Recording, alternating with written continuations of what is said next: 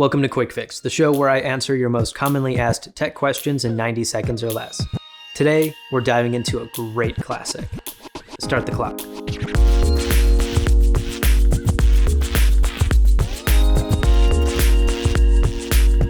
Nothing beats curling up with a good book while you're supposed to be working from home. After a very long and productive day working from home.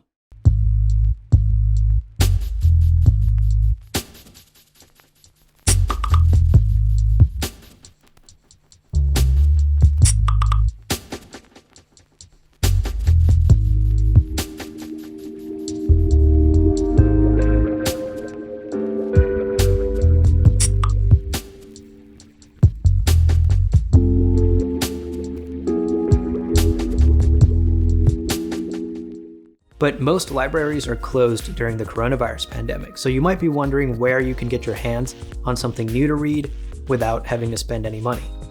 Well, you do have a few options. I've talked about apps like Libby and Overdrive before, and it's no secret that I'm a huge fan. As long as your local library is supported in the app, it's easily the best way to check out free ebooks. And you can even connect Libby to your Amazon account, so your books will automatically download to your Kindle.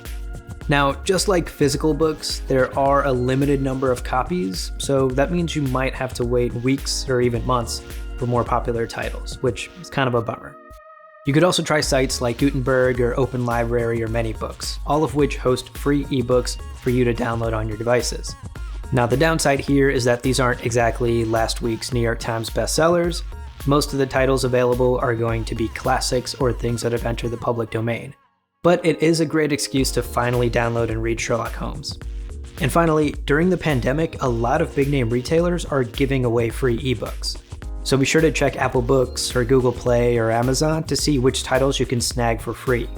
And a lot of books are on sale right now too, so it's a good time to check those storefronts. Hey, thanks for watching this video.